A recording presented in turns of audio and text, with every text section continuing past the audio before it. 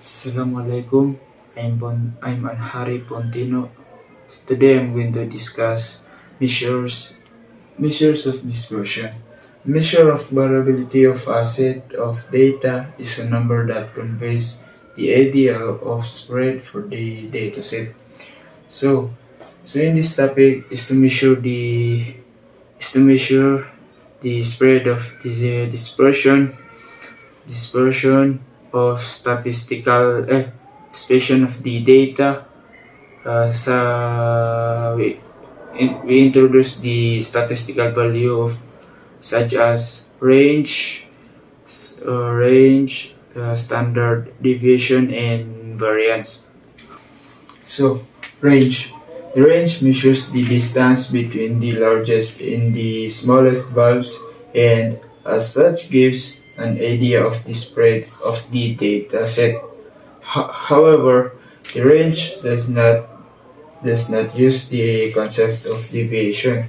It is affected by outliers but does not consider all valves in the data set.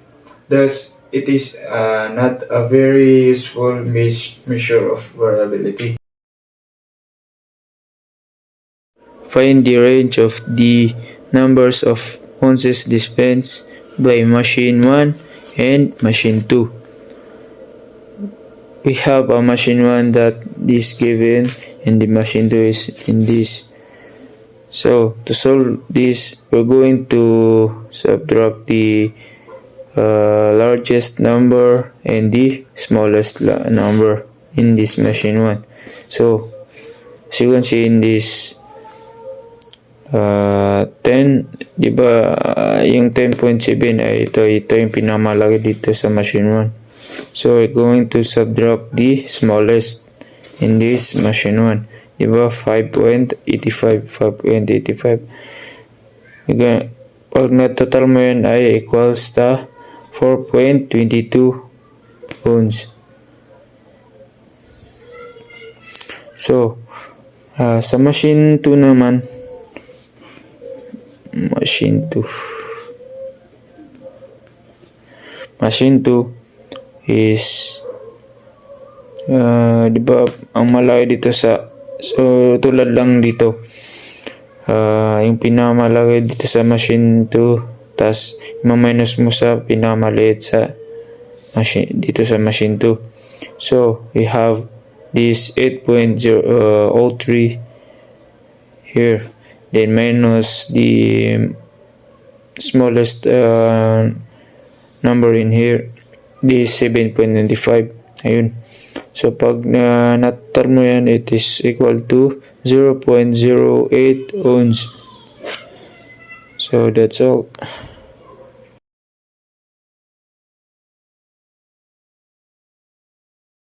Variance. The variance for a given data is the square of the standard deviation of the data. There is a formula of variance. First one is the variance of the population.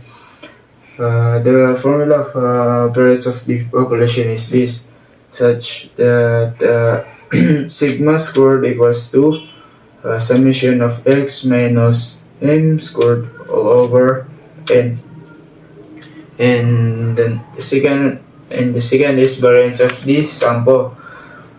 There is s squared equals to summation of x minus m squared all over n minus 1. Standard deviation. The following numbers were obtained by sampling of population 2, 4, 7, 12, and 15. We're going to multiply this given 2 plus 4 plus 7 plus 12 plus 15 and over 5. Bakit 5? Kasi di ba 5 ganito, bilangin mo to, ilan to? 1, 2, 3, 4, 5, di ba? 5. So we're going to simplify 2 plus 4. We're going pag i-plus mo lang itong nasa taas. It is equals to 40 over 5. The 40 divided 5 is equals to 8. So, this is our step 1. Then step 2 is to use the millimeter sampling. We're going to use the sample formula in the variance. So this formula is squared is equals to, di ba ganito yung formula ng 1? Variance of the sample. Summation of x minus mu squared all over n minus 1.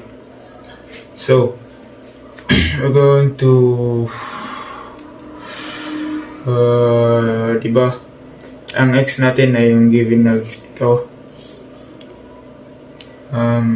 We're going to simplify lang yung formula. 2 minus yung m natin ay yung nakuha nating x dito, m.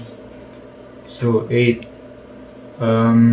plus 4 minus 8, 7 minus 8 plus 12 minus 8 plus 15 minus 8 over 5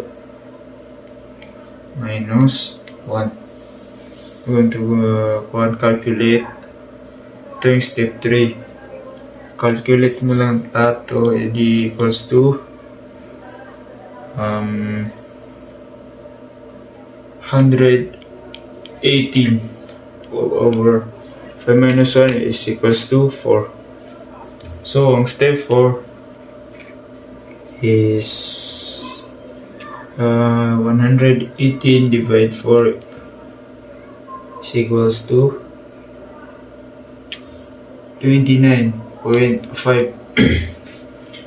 So final step is equals to